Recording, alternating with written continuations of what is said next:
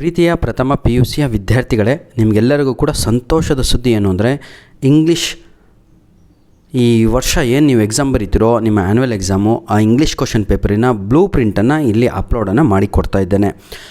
ಈ ಬ್ಲೂ ಪ್ರಿಂಟ್ನಿಂದ ನಿಮ್ಗೆ ಏನೆಲ್ಲ ಹೆಲ್ಪ್ ಆಗುತ್ತೆ ಹಾಗೂ ನಿಮ್ಮ ಎಕ್ಸಾಮಿಗೆ ಯಾವ ಪಾಠವನ್ನು ಜಾಸ್ತಿ ಓದಬೇಕು, ಅದರ ಜೊತೆಗೆ ಯಾವ ಪೋಯಮನ್ನು ಕಡಿಮೆ ಓದಬೇಕು ಅಥವಾ ಯಾವ ಪಾಠವನ್ನು ಓದಲಿಲ್ಲ ಅಂದರೂ 80ಕ್ಕೆ 80 ತೆಗಿಬೋದು, ಇದರ ಬಗ್ಗೆ ಸಂಪೂರ್ಣವಾಗಿ ನಾವು ಅನಾಲಿಸಿಸ್ ಮಾಡ್ತಾ ಹೋಗೋಣ. ಈ ಒಂದು ವಿಡಿಯೋದಲ್ಲಿ ನಿಮಗೆಲ್ಲರಿಗೂ ಕೂಡ ಮತ್ತೊಮ್ಮೆ ನಮ್ಮ ಇಂಗ್ಲೀಷ್ ಲ್ಯಾಂಗ್ವೇಜಿನ ಮೇಲೆ ಸಂಪೂರ್ಣವಾದ ಮಾಹಿತಿಯನ್ನು ನೀಡ್ತಾ ಇದ್ದೇನೆ. Government of Karnataka department of school education model question paper blue print, subject code 02 ಅಂತ ಆಗುತ್ತೆ ನೋಡಿ. Academic year 2024-25 first year PUC English, arts ಆಗಿರ್ಬೋದು, ಕಾಮರ್ಸ್ ಆಗಿರ್ಬೋದು ಅಥವಾ ಸೈನ್ಸ್ ವಿದ್ಯಾರ್ಥಿಗಳೇ, ತಪ್ಪದೆ ಈ ಒಂದು ವಿಡಿಯೋ ನೋಡಿದರೆ ನಿಮಗೆ ಬಹಳ ಹೆಲ್ಪ್ ಆಗುತ್ತೆ. ನಿಮಗೆ ಸಂಪೂರ್ಣವಾಗಿ ಯಾವ ಪಾಠದಿಂದ 1 ಅಂಕದ ಪ್ರಶ್ನೆ ಬರುತ್ತೆ, ಯಾವ ಪಾಠದಿಂದ 2 ಅಂಕದ ಪ್ರಶ್ನೆ, 3 ಅಂಕದ ಪ್ರಶ್ನೆ ಹಾಗೂ 4 ಅಂಕದ ಪ್ರಶ್ನೆ ಬರುವ ಸಾಧ್ಯತೆ ಎಲ್ಲಿವರೆಗೂ ಇದೆ ಅನ್ನೋದನ್ನು ಈ ಒಂದು ವಿಡಿಯೋದಲ್ಲಿ ತಿಳಿಸ್ತಾ ನಿಮಗೆ ಹೋಗ್ತೇನೆ. ಬನ್ನಿ ನನ್ನ ಪ್ರೀತಿಯ ವಿದ್ಯಾರ್ಥಿಗಳೇ, ತಾವುಗಳು ನೋಡ್ಬೋದು ಇಲ್ಲಿ ಸೀರಿಯಲ್ ನಂಬರ್ ಅಂತ ಇದೆ, ಅಂದರೆ ಎಷ್ಟು ಪಾಠಗಳಿವೆ ಅಂತ. ಯೂನಿಟ್ ಬಾರ್ ಲೆಸನ್ ಅಂತ ಹೇಳಿದರೆ ಇದರಲ್ಲಿ ಬರುವಂತಹ ಪದ್ಯಗಳಾಗಿರ್ಬೋದು, ಪಾಠಗಳಾಗಿರ್ಬೋದು. ಟೀಚಿಂಗ್ ಆರ್ಸ್ ಅಂತ ಹೇಳಿದರೆ ಇಷ್ಟು ತಾಸು ನಿಮ್ಮ ಶಿಕ್ಷಕರು ಈ ಒಂದು ಪಾಠವನ್ನು ನಿಮ್ಮ ತರಗತಿಯಲ್ಲಿ ಮಾಡಿರ್ತಾರೆ. ಮಾರ್ಕ್ಸ್ ಅಲಾಟೆಡ್ ಅಂತ ಹೇಳಿದರೆ ಇಷ್ಟು ಅಂಕಕ್ಕೆ ನಿಮ್ಮ ಕ್ವಶನ್ ಪೇಪರಲ್ಲಿ ಅಂಕಗಳನ್ನು ನೀಡಬೇಕಾಗಿರುತ್ತೆ. ಈಗ ನೋಡ್ತಾ ಹೋಗೋಣ ನಾವು, ಆಯಿತಾ? ಬೇಜಾರಾಗಬೇಡಿ, ಸ್ವಲ್ಪ ವಿಡಿಯೋ ಲೆಂತಿ ಆಗ್ಬೋದು. ನನ್ನ ಉದ್ದೇಶ ಸುಮ್ಮನೆ ನೀವು ಯಾವುದೋ ಪಾಠ ಓದ್ಕೊಂಡು ಬರುತ್ತೆ ಅಂದ್ಕೊಂಡು ಅದು ಬರಲಿಲ್ಲ ಅಂದರೆ ವ್ಯರ್ಥ ಆಗಬಾರ್ದು ಅಂತ. ಬನ್ನಿ, ಜೆಂಟ್ಲ್ಮ್ಯಾನ್ ಆಫ್ ದಿ ಜಂಗಲ್ಲು 5 ಮಾರ್ಕ್ಸಿಗಿದೆ. ಜೆಂಟ್ಲ್ಮ್ಯಾನ್ ಆಫ್ ದಿ ಜಂಗಲ್ 5 ಮಾರ್ಕ್ಸಿಗೆ ಇದೆ. ಎಲ್ಲಿದೆ ಅದು? ಮಾರ್ಕ್ಸ್ ಅಲಾಟೆಡ್ ಅಂತ ಇದೆ ಅಲ್ವಾ, ಆ ಜಾಗದಲ್ಲಿ ಇರುವಂಥದ್ದು. ದಿ ಸ್ಕೂಲ್ ಬಾಯ್ ಎಷ್ಟು ಮಾರ್ಕ್ಸಿಗಿದೆ? 3 ಮಾರ್ಕ್ಸಿಗಿದೆ. ಅರೌಂಡ್ ಎ ಮೆಡಿಷನಲ್ ಕ್ರೀಪರ್ ಇರುವಂಥದ್ದು 5 ಮಾರ್ಕ್ಸಿಗೆ. ಓರೋ ಮನುಷ್ಯಂ ಇರುವಂಥದ್ದು 5 ಮಾರ್ಕ್ಸಿಗೆ. ಮನಿ ಮ್ಯಾಡ್ನೆಸ್ ಇರುವಂಥದ್ದು ಅದು ಕೂಡ 5 ಮಾರ್ಕ್ಸಿಗಿದೆ. ಬಾಬರಲ್ಲಿ 7 ಮಾರ್ಕ್ಸಿಗೆ ನಿಮ್ಮ ಆ್ಯನ್ಯುವಲ್ ಎಕ್ಸಾಮಿಗೆ ಬರುತ್ತೆ. If I was A tree ಕೇವಲ 4 ಮಾರ್ಕ್ಸಿಗೆ ಬರುತ್ತೆ. ವಾಚ್ಮನ್ ಆಫ್ ದಿ ಲೇಕ್ 7 ಮಾರ್ಕ್ಸಿಗೆ ಬರುತ್ತೆ. ದಿ ಫಾರ್ಮರ್ಸ್ ವೈಫ್ 3 ಮಾರ್ಕ್ಸಿಗೆ ಬರುತ್ತೆ ರೀ, ಅದು ಒಂದು ಪೋಯಮು. ಫೆಡ್ರಿಕ್ ಡೋಗ್ಲಸ್ ಅದು 5 ಮಾರ್ಕ್ಸಿಗೆ ಬರುತ್ತೆ. ನಂತರದಲ್ಲಿ ಆ್ಯನ್ ಓಲ್ಡ್ ವುಮೆನ್ ಅದು ಒಂದು ಪದ್ಯ 3 ಮಾರ್ಕ್ಸಿಗೆ ಬರುತ್ತೆ. ಯಾವುದಿದು? 2 ಜೆಂಟ್ಲ್ಮೆನ್ ಆಫ್ ವೆರೋನಾ ಅದು 4 ಮಾರ್ಕ್ಸಿಗೆ ಬರುತ್ತೆ. Do not ask of me my love ಇದು ಕೂಡ 4 ಮಾರ್ಕ್ಸಿಗೆ ಬರುವಂಥದ್ದಾಗಿರುತ್ತೆ. ಈಗ ನನ್ನ ಮಾತನ್ನು ಕೇಳಿ ನನ್ನ ಪ್ರೀತಿಯ ವಿದ್ಯಾರ್ಥಿಗಳೇ, ನಿಮ್ಮ ಟೆಕ್ಸ್ಟ್ ಬುಕ್ಕನ್ನು ಓಪನ್ ಮಾಡ್ಕೊಂಡ್ರೆ ಬಹಳ ಒಳ್ಳೆಯದಾಗುತ್ತೆ. ಈ ಸಮಯದಲ್ಲಿ ಈಗ ಆ್ಯರೋ ಮಾರ್ಕ್ ಹಾಕೊಂಬಿಟ್ಟು ಈ ಮಾರ್ಕ್ಸ್ಗಳನ್ನು ಅಲ್ಲಿ ಬರ್ಕೊಂಡ್ರೆ ಬಹಳ ಒಳ್ಳೆಯದಾಗತ್ತೆ. ಯಾಕಂದರೆ ಈಗ ನಾವು ಅದನ್ನು ಡಿವೈಡ್ ಮಾಡಿ ನೋಡ್ತಾ ಇದ್ದೀವಿ. ಇದಾಗ 5 ಅಂತ ಇದೆ ದಿ ಜೆಂಟ್ಲ್ಮ್ಯಾನ್ ಆಫ್ ದಿ ಜಂಗಲಲ್ಲಿ. ಹಾಗಿದ್ರೆ ಇಲ್ಲಿ 3 ಮಾರ್ಕ್ಸ್ ಕ್ವಶನ್ ರೈಸ್ ಆಗುತ್ತೋ ಅಥವಾ 4 ಮಾರ್ಕ್ಸ್ ಆಗುತ್ತೋ ಅನ್ನುವಂಥದ್ದು ಇಂಪಾರ್ಟೆಂಟ್ ಆಗಿರುತ್ತೆ. ಯಾಕಂದರೆ ಈ ವರ್ಷ ಕೊಟ್ಟಿರುವಂತಹ ಮಾಡಲ್ ಕ್ವಶನ್ ಪೇಪರು ನಾನು ಈಗಾಗಲೇ ನಿಮಗೆ ವಿತ್ ಕೀ ಆನ್ಸರ್ ಅಪ್ಲೋಡನ್ನು ಮಾಡಿ ಕೊಟ್ಟಿದ್ದೆ. ಮತ್ತೊಮ್ಮೆ ಬೇಕು ಅಂದರೆ ಮಾಡಿಕೊಡೋಣ. ಆದರೆ ಮೊದಲು ಬೇಕಾಗಿರುವಂಥ ವೀಡಿಯೋಸ್ಗಳನ್ನು ಇನ್ನು ಮುಂದೆ ನಾನು 15 ದಿನಗಳ ಕಾಲ ಕೂಡ ನಿಮ್ಮ ಆ್ಯನ್ಯುವಲ್ ಎಕ್ಸಾಮ್ ಆಗೋವರೆಗೂ ಕೂಡ ಪ್ರಥಮ PUC ವಿದ್ಯಾರ್ಥಿಗಳೇ ಕೇವಲ ಇಂಗ್ಲೀಷ್ ಅಪ್ಲೋಡ್ ಮಾಡ್ತಾ ಇರ್ತೇನೆ. ನಿಮ್ಮ ಗ್ರಾಮರ್ ಆಗಿರ್ಬೋದು, ನಿಮ್ಮ ಪಾಠಗಳ PDF ಕಾಪಿಗಳಾಗಿರ್ಬೋದು ಹಾಗೂ 1 ಮಾರ್ಕ್ಸ್ 2 ಮಾರ್ಕ್ಸ್ 3 ಮಾರ್ಕ್ಸ್ ಪ್ರಶ್ನೆಗಳಾಗಿರ್ಬೋದು. ಯಾಕಂದರೆ ಭಾಳ ಜನ ಆಯಿತಾ ಇಂಗ್ಲೀಷ್ ಡಿಫಿಕಲ್ಟ್ ಅಂತ ಹೇಳ್ತಿದ್ದೀರ, ಈಸಿ ಅದು.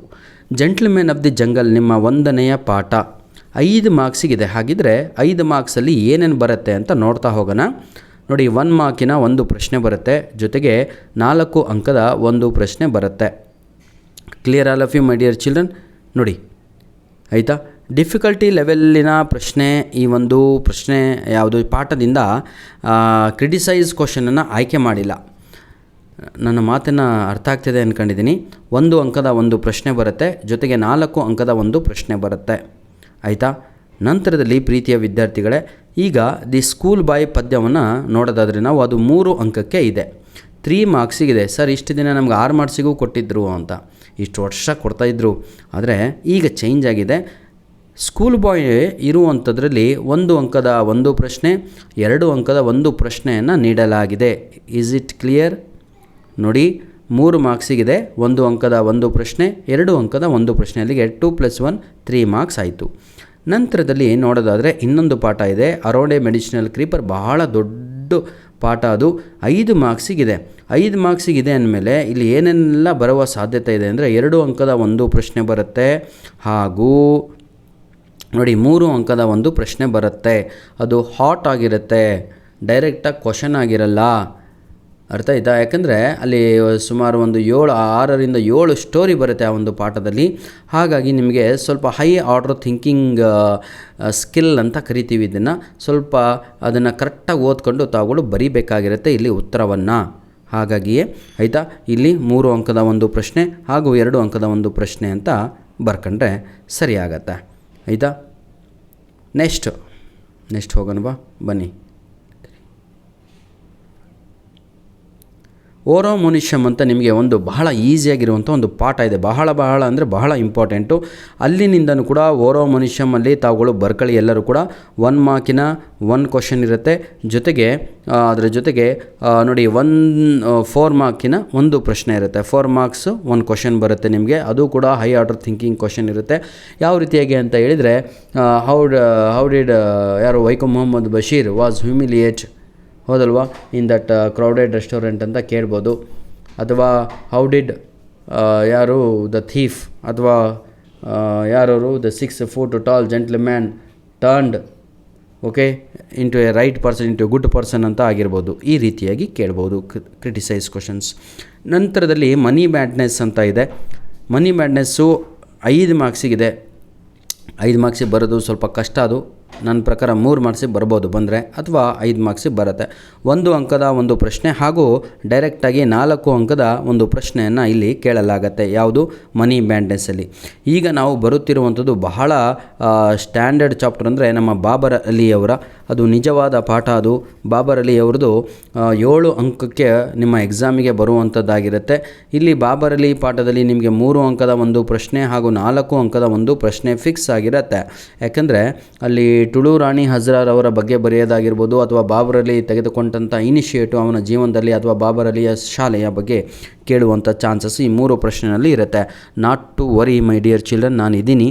ಈ ಒಂದು ವಿಡಿಯೋ ಆದ ತಕ್ಷಣ ನಿಮಗೆ ಮುಂದಿನ ನನ್ನ ಟಾರ್ಗೆಟ್ ಏನು ಅಂದರೆ, ಪ್ರತಿಯೊಂದು ಪಾಠದಲ್ಲಿ ಯಾವ ಪ್ರಶ್ನೆಗಳು ಇಂಪಾರ್ಟೆಂಟ್ ಆಗಿರ್ತವೆ ಅನ್ನೋದನ್ನು ನಾನು ಒಂದೊಂದಾಗಿ ಮಾಡ್ತಾ ಹೋಗ್ತೇನೆ. ಆಯಿತಾ?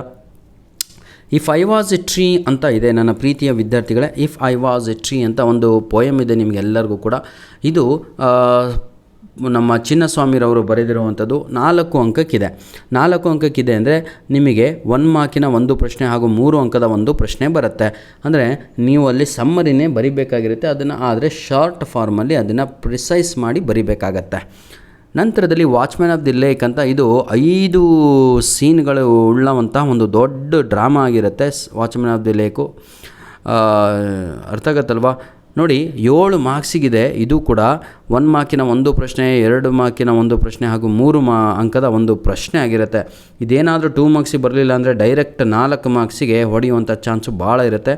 ಯಾಕಂದರೆ ಒಂದೇ ಒಂದು ಡ್ರಾಮಾ ಇರೋದು ನಿಮಗೆ, ಅದು ವಾಚ್ಮ್ಯಾನ್ ಆಫ್ ದಿ ಲೇಕು. ನೆನಪಿರಲಿ, ವಾಚ್ಮ್ಯಾನ್ ಆಫ್ ದಿ ಲೇಕು ಬಹಳ ಇಂಪಾರ್ಟೆಂಟ್ ಆಗಿರುತ್ತೆ. ನಿಮಗೆ ಬಾಬರಲ್ಲಿ ಬಹಳ ಇಂಪಾರ್ಟೆಂಟ್ ಆಗಿರುತ್ತೆ. ನಾವಿಲ್ಲೇ ವೇಟೇಜನ್ನು ನೋಡ್ಬೋದು. ನೋಡಿ 7 ಅಂಕ ಇರುವಂಥದ್ದು ವಾಚ್ಮ್ಯಾನ್ ಆಫ್ ದಿ ಲೇಕು, 7 ಅಂಕ ಇರುವಂಥದ್ದು ಬಾಬರಲ್ಲಿ. ಯಾವುದೇ ಕಾರಣಕ್ಕೂ ಈ ಪಾಠಗಳನ್ನು ಬಿಡುವ ಹಾಗೆ ಇಲ್ಲ.